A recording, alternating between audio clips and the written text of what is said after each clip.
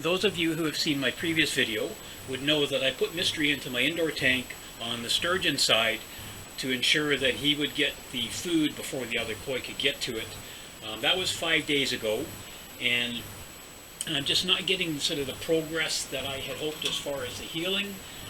The ulcer is definitely starting to heal. It's coming along, but it is actually, seems to be even a little bit more raw than it was previously. And I think what has happened is, with him being in with the sturgeon, the constant need to swim and get out of their way has caused him, a bit of extra stress, which was the goal to try and avoid, and at the same time has aggravated the ulcer.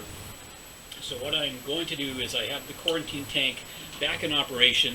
I put a heater in there so that the water temperatures are now 68 degrees Fahrenheit. I'm also doing injections on Mystery again with the antibiotic. This time I'm doing 5 in a row, 1 day apart. One today, tomorrow, etc., kind of thing, for 5 days.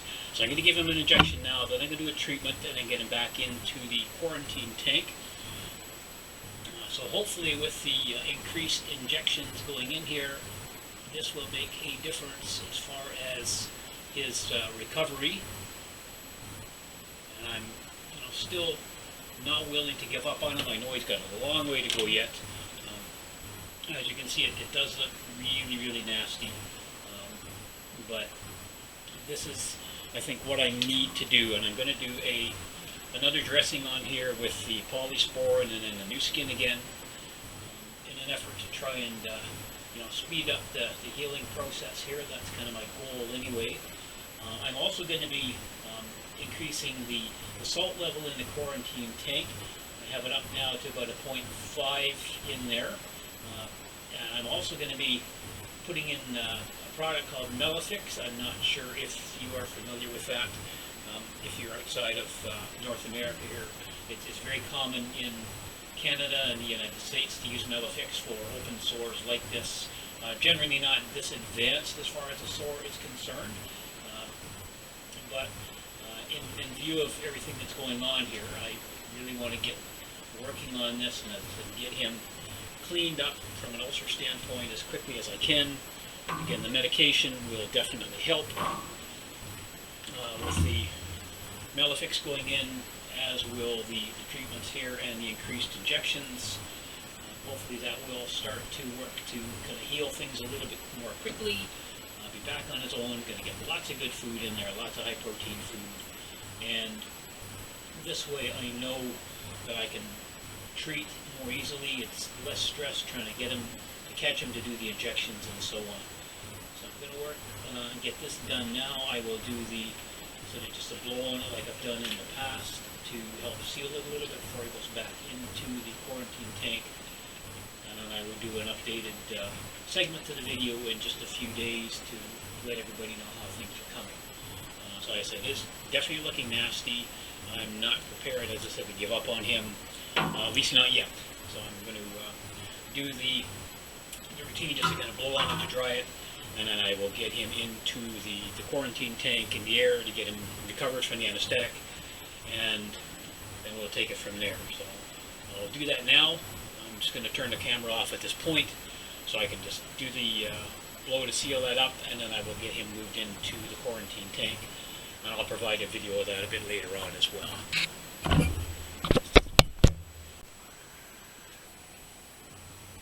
Good morning. It is Wednesday, November 16th, and I'm going to give Mystery another injection.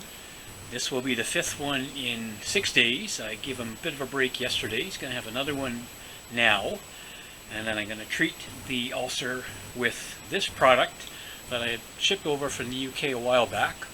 I hope you can see that. It's an iodine-based product. Seems to be helping.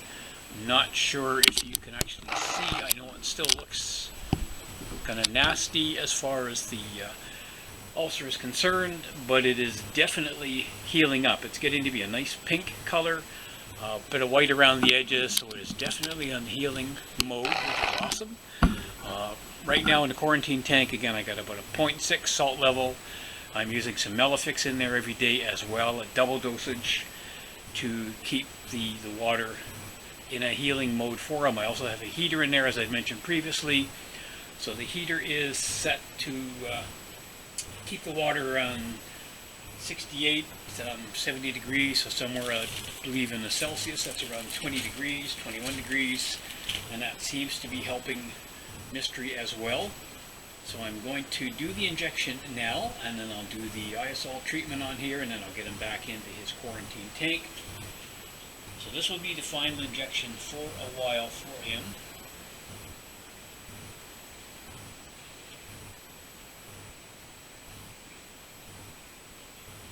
And they definitely seem to be helping as far as the healing is concerned.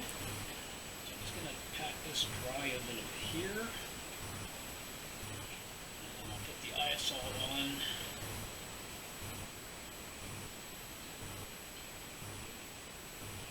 Get it back in the tank.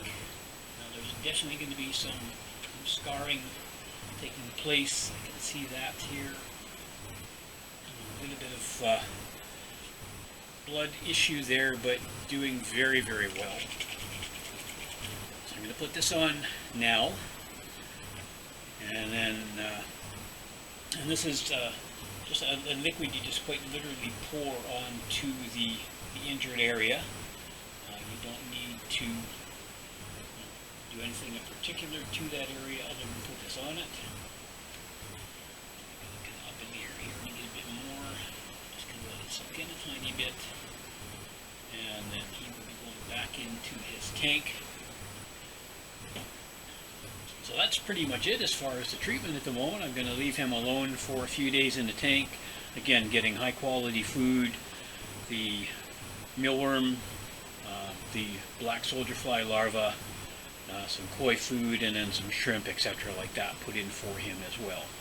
So despite how things may be looking from the camera standpoint, I'm not sure exactly what that's capturing, but he is doing very well, or certainly showing significant signs of improvement with the warm water and the treatments as well as the injections.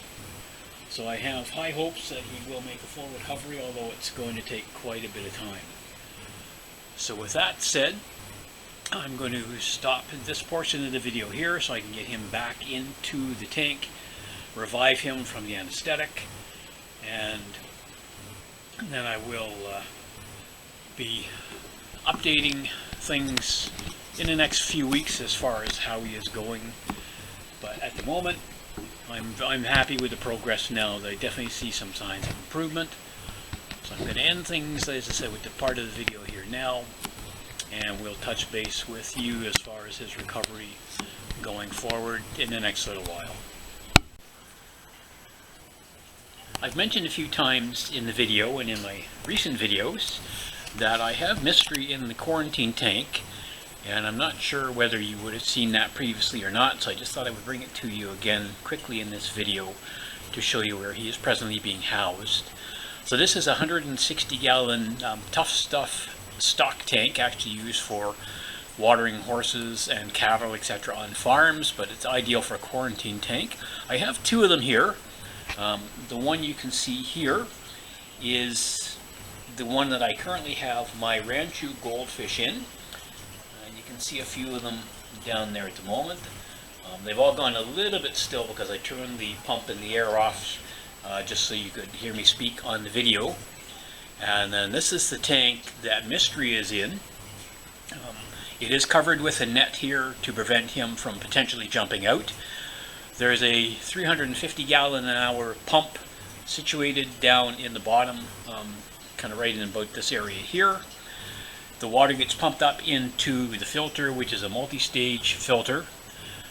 Comes in here, goes through mechanical, then through two biological sections, and then back into the tank over there.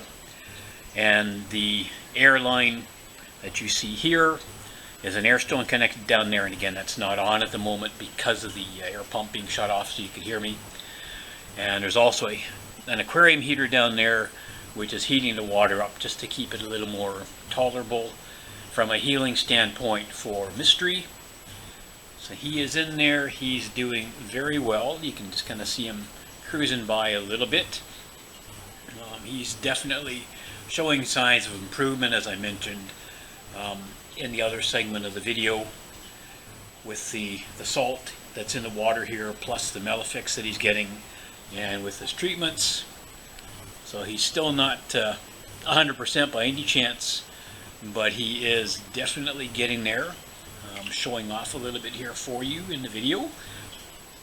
So I just thought I would bring this to you again, just to let you know what I'm doing for the quarantine. Again, it's not a large volume of water, so from a treatment standpoint, it is reasonably economical. And because of the size, it's about 54 inches long by 42 inches wide and approximately 2 feet tall. So that allows ample room if I have to put any of the other koi or the sturgeon or anybody in here for treatment issues. When it's not functioning as a quarantine tank, this pipe here connects to a pipe which goes down into the goldfish area, just to give them an extra volume of water. And the pump would be then situated down in this tank, pumps it up through the filter, then it overflows back into here and comes down into the goldfish tank. So I just want to give you just a quick overview again of the tank that Mystery is now in. He is doing much better in here. As you can see, just kind of swimming around very nicely. He had some mealworms a little while ago.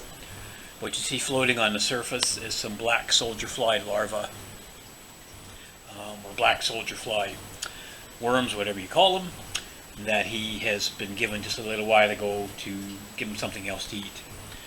So just wanted to bring that to you quickly, just to show you what the setup is.